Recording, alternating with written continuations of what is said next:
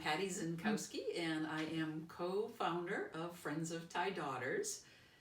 We started back in 2002 when I had a very big corporate life, actually in a private jet business, where we saw a problem from one side. I was in the private jet business where money was no object, and we would get called on the carpet by our boss if the apples weren't polished on some rich guy's jet. And people had more money than they knew what to do with, and they were living in a high stress lifestyle, and it was very high pressure. And being tourists going through Northern Thailand, we found 15 girls living in an abandoned school building, fending for themselves, trying to build a fire to cook some rice. And it couldn't have been more 180 degrees, and we just came out of this private jet world, and now we're in this building with these kids, and we're the adults, and who's taking care of them? And we knew nothing about human trafficking. We knew nothing. It wasn't on our radar. We're Americans. We're in Asia. What's this all about? And we were told these kids are actually safe because they were rounded up and they have a roof over their heads, and someone will come at the end of the day with some rice. So we said, well, this isn't right. This doesn't look right. And they explained to us in Thailand that there's many circumstances where children are in trouble or can be targets of traffickers looking for sex workers. And in this case, you have kids that their parents were getting divorced. And in Thailand, when people get divorced, if the mother gets remarried, the new husband does not have to take the children from the first marriage. He can start his new family without them. So often those children are left with an aunt or a relative or a grandmother to be reared. And if grandma dies, there's no place for that child to go. Also, sex education, not a lot of birth control. Mom is pregnant with number 13 and number 14 on the way, and is really hill tribe, uneducated, doesn't know, and there's just not enough food in the house. Or dad sold drugs and got it into jail. Mom got killed in a car crash, so this child's pretty much an orphan. So this little group of 15 girls that we met were really in dire conditions, and we had a rental car just on the spot. Let's just drive to the store, which happened to be 2.5 hours away. We loaded the rental car with everything we could fit in it, from blankets to stuffed animals to toothbrushes to whatever food we could fit. Brought it back and fed those kids, and they were starving. So again, we were accidental activists here because we were tourists and didn't know, and we didn't know anything about this. We just said we could solve this problem on the day.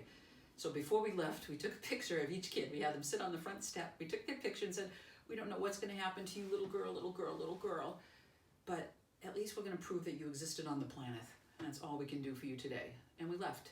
But we came home, and it was Christmas time, and when we had the Christmas tree and the presents under our tree, and all we could think about were those girls back there in that broken down school. What are they doing tonight? And we knew the roof was leaking, and we knew if they tried to go to school, their rice got stolen by the villagers, and it just gnawed on us.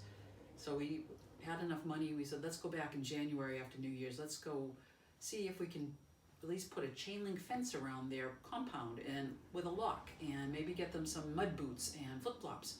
So we did. So we packed up suitcases, and we went over in January and played Santa Claus and brought joy, and oh my God, we opened our suitcases, and it was happiness and joy.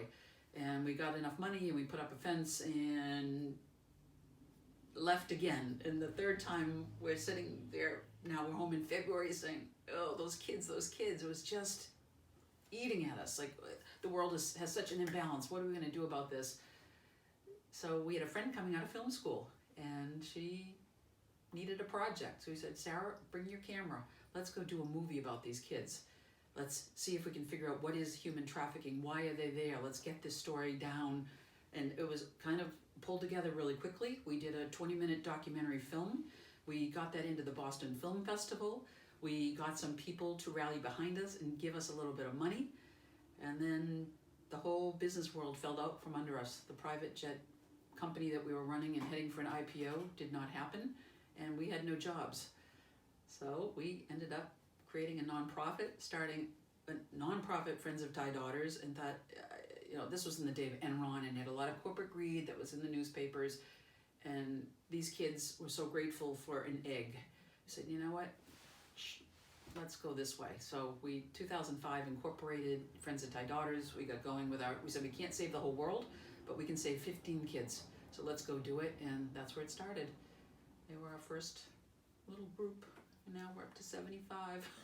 And we still have it's funny because the original kids, after the movie was done, we just had the kids on camera, like I'm sitting here, and we just asked them to tell us in their words why they think they were there, or why did their family leave them, or what happened. So they were speaking in, often they weren't even Thai citizens. We didn't know. These were Aka, Hamon, Lisu, Thai Yai, Hill Tribe kids. They weren't even Thai. And for us, like, ooh, I didn't know that. Some were, but most had no ID. And they did their stories, but the translator behind the camera, she was just crying and crying and crying, like, oh my God, I can't wait to see what the transcript in the editing room is going to show. And when we read the stories, it was just heartbreaking, really heartbreaking stories. So then we said, well, let's go back. We begged, borrowed from our families and friends to raise a few bucks. And the translator said, my father is in the police. And what's happening here, these families are Hill Tribe. They're not even Thai citizens, and they don't have birthright citizenship. Just because you're born in Thailand does not grant you citizenship. So these kids are really vulnerable for the traffickers, and the traffickers know this. This group, they come from a very poor section of Northern Thailand, the Golden Triangle, where Myanmar, Laos, and Thailand meet. It's a heavy trafficking point. There's 30 brothels in Mesai alone, right on the river border. There's a lot of demand for young girls and younger and younger because they're cleaner.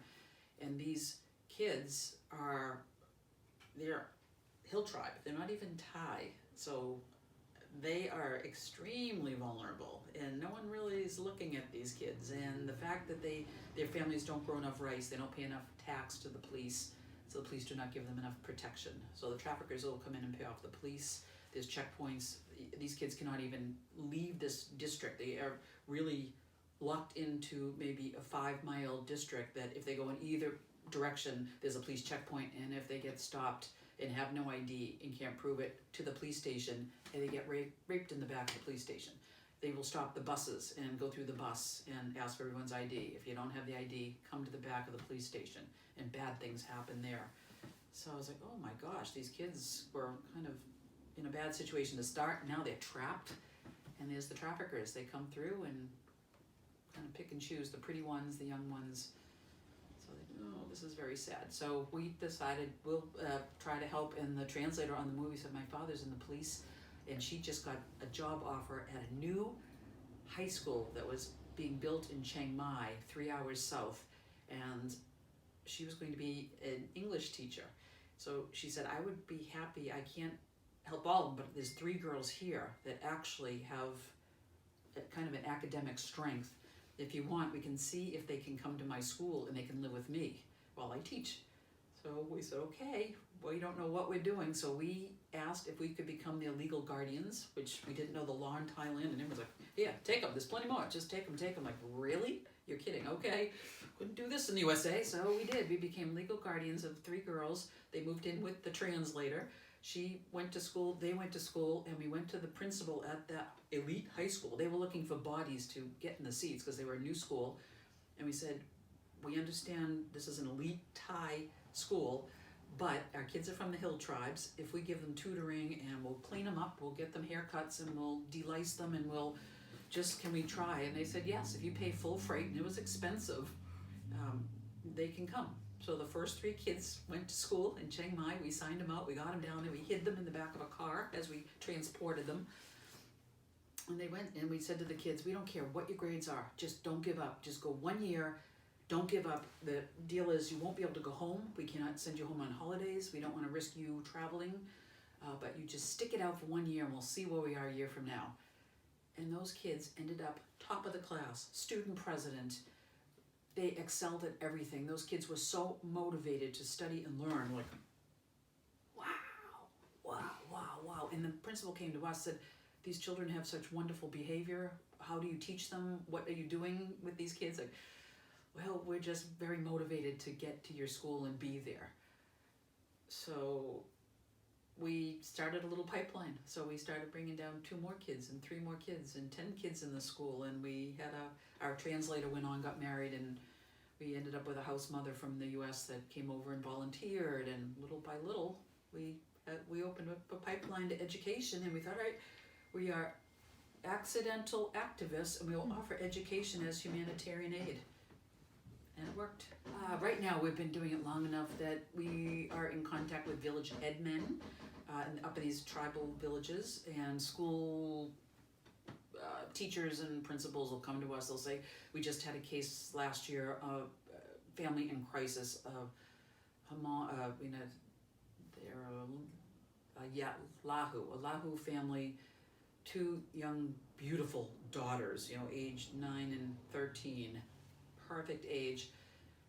Their mother was dying of cancer up in the village, and one of the older daughter dropped out of school to go take care of mom in her final stage of cancer, and the traffickers knew that when the mother died, there was no other adult in that family, so those 2 girls were just prime for the picking. So we became the safety net. We contacted the village head man and said, as soon as mom goes, we want both those daughters to know they have a bed in our house. They have full education, everything. So we did it. We got both daughters to our Chiang Kong house. We have 2 houses, one in Chiang Rai, one in Chiang Kong, but we were the safety net. And what is so cool, and this is the best, we tried helping boys at one point, but in our experience, we didn't have a lot of resources, and the boys got an education and took off to help themselves. And the temples will help boys. But for girls, the girls just want to pay it forward. They want to go home. They want to fix the family. They want to fix the village. They want to do something. And in this case, this girl, Nara, whose mother died of cancer, and her little sister, not only did she go home to her village, now she's got a full education going through our house. She goes home twice a month, and she took her mother's old shack and created the Rainbow House. So she has actually started a mini curriculum for the 4, 5, 6-year-old girls in the village to explain to them what life is like on the outside and how it's going to be if you stay in school and get an education versus getting married early. So this girl created Rainbow House. So she's actually created her own little safety net for the kids in the village that may never get out. So I was like, wow, we could never have asked for anything better than that. We are family. It's full freight, room, board, education. They get to see what a nuclear family looks like. Our house mother is our oldest daughter, Mi, who runs the Chiang Mai house, our flagship property. Mi's married and has a little baby boy. We have a dog and a cat. They get 3 meals a day, and there's 15 girls living in that house. But everyone has a job. They know they get up. The older daughters now will take care of the younger ones, get them up, get them fed, help them with toileting and showering. They come home from school, and everyone knows that you go rake the yard, and you go feed the dog, and you get on kitchen duty, and you get a half hour on the computer for homework, and everyone rotates. So it runs very well, and the kids have stability. They have a solid house. They have comfort. They have medical care, and they have a family life. So you get kids that are more sporty and active, and others that are a little more introverts, and the older kids will get the young ones coming along. And right now it's summer vacation over there. This is the hottest time of year, which is April. It's their Songkran holiday. So the kids that can't go home, they don't have any families to go home, we have an English camp going on right now. So the kids are doing field trips, and they'll go to town and they'll go shopping, but try to talk in English, and having a great time doing that. So it's really fun to see the kids. And we just had 10 high school kids. We had a bubble of 10 that graduated all this past year in 2018, and we had 10 open beds. So now we'll stagger the ages. But we just had 10 new kids come in, and some as young as 7, and they've never slept in a bed, they've never flushed a toilet, they've never had a shower, they've never had a stuffed animal, they've never eaten with a fork and a spoon, which is Thailand. So when they arrive, we actually have a picture of them just scared, malnourished, hungry, excited, and they arrive, and the older kids, the older daughters, hug them, and I was like you, like 2 years ago or 3 years ago, and it's all going to be good. And they get a little basket with baby powder and toothbrush and whatever, and they show them what the bed is. Like, you don't sleep on the floor anymore, you actually sleep in a bed, and this is what the toilet is, and you have unlimited water in the shower. Not, we have 15 girls, don't drain the well, but you can take a shower, and we have hot water, we don't have just cold water. So it's an eye-opener, and there's a lot of food insecurity. We'll have kids that, they have some emotional issues and maybe bedwetting, or they need, they're stuffing bananas in their pockets. They're not sure they're ever going to get a second meal. Like, no, there'll be 3 meals. You can actually eat as much as you want here. So to see the transformation for us is just, it reaffirms everything we're doing. It just breaks your heart when they get there, but it's like, this kid just got the lottery ticket. And now we have more families asking us to help children, and just because they're poor, we can't say yes, because we don't have unlimited resources. So we really have to have a case that is really a dire one that's in need. And now we actually have some psychological counseling available, which we didn't have before. And some kids, it's interesting how they hold it in and they don't bring it out. So we're working in that direction too. So we keep them out through high school. If they get into university, they get full freight, and even beyond university, we're in our 3rd generation now, but the oldest girls now, we have a dentist, we have a nurse, we have an artist, we have girls now that are totally financially either supporting their families, their sisters, helping their brothers get through school, which is wonderful. And we have to show them at some point, how do you handle money? How about a bank account? Do you know what a bank is? When you get to that point, you need a motorbike. Do you know what license registration is? How about driver's ed? So we realize it's not just saving young kids, feeding them, putting them through elementary, high school. You're trying to get these people into adulthood and on their, not be stuck after high school with, I'm going to go work in a gas station. So far, we're doing okay. So wonderful. We have 2 kids in the U.S. We have one in Wellfleet, Massachusetts. She's an oyster farmer. She's an artist. This is a cool story, just a snippet. She couldn't go to school. We got her, no family. She doodled. She just started drawing the day we got her at age 9 and never stopped. She went on through art school, graduated university, got an internship up here in Boothbay Harbor to do white line printmaking technique with the Villard Studios. And Kim and Philippe Villard, who are very well-known artists in the Boothbay area, asked, like, how long has this girl been studying this technique? Because it took Kim and Philippe 20, 30 years to master it, and within a month she was doing high-quality work. I said, she's never done it before? I'm like, you're kidding. So Philippe's instructor, master white line printmaker guy, was from Provincetown, Massachusetts. We took Lek down to meet him, and he said the same thing. This is a master work. Who did this work? That this girl has been doing it in Boothbay Harbor for a summer internship? He's like, you gotta be kidding. It turns out it's a technique that originated from Buddhist monks in Thailand that he learned and dedicated his life to learning. He became a master white line printmaker. Lek has now gone back to teach master classes in Thailand on this technique that she honed here in Boothbay in New England and down in Provincetown. And she's been back at, she studies at Castle Hill School for the Arts in Truro, met her future husband. Now she's an oyster farmer and an artist down on the Cape. So like, wow, you just never know. And that was a kid, she was stuck in her village, no money, couldn't go to school, 10 cents flip-flops. And now her art sold for $4,000 a piece. So that's pretty cool. We met Mexicali through a gal, Julie Lammy. I don't know if you know her. She was very active in the land trust, in Boothbay Harbor Land Trust. I met her through Boothbay Harbor Land Trust and then became good friends. And Julie brought Kim into our lives and saying, oh my God, all you do-gooder people need to know each other. And it was a match made in heaven. My God, we met Kim and Pete and the Mexicali family and love the corporate philosophy and the way you guys operate. And it's a business with a heart and soul, which is so aligned with our values. And there's a great book out right now David Brooks wrote called Second Mountain. And there are corporations out there that they say, even people, your first life mountain is you get through school, you try to get a job, you try to make money, you try to achieve some kind of whatever you're after. So you sacrifice a lot to get on your first mountain. Then something hits you. Our company IPO failed. You get down in the depths, and then you figure out you get cancer. You figure out what's really important, and you shed all this stuff. Your second mountain is you find your heart, your soul, your purpose in life. I think companies are exactly like that, and Mexicali is a second mountain company where so solid in the values and what they believe in and how the planet works as one big global operation. And we get the question all the time, you're from the US, why are you helping kids in Thailand?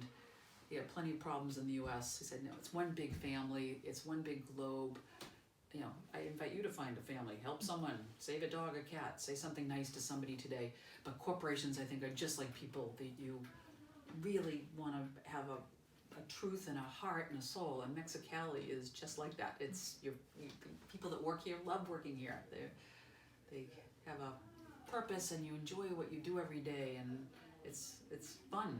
So we're doing the same thing. We're very aligned. Yes, there are many ways to get involved, and it can be as simple as going on a website and learning about human trafficking and the issue, or of course making a donation. We'll never say no. You can sponsor a child. We have daughter sponsorships available. You can travel to Thailand. We have an invitation to anybody that wants to come. We actually organize a few tours each year that are very reasonably priced. If someone happens to be traveling in Northern Thailand on a Mexicali buying trip, let us know, and we invite you to come to our flagship house in Chiang Rai, or meet our kids. We have events here in the US, in New England.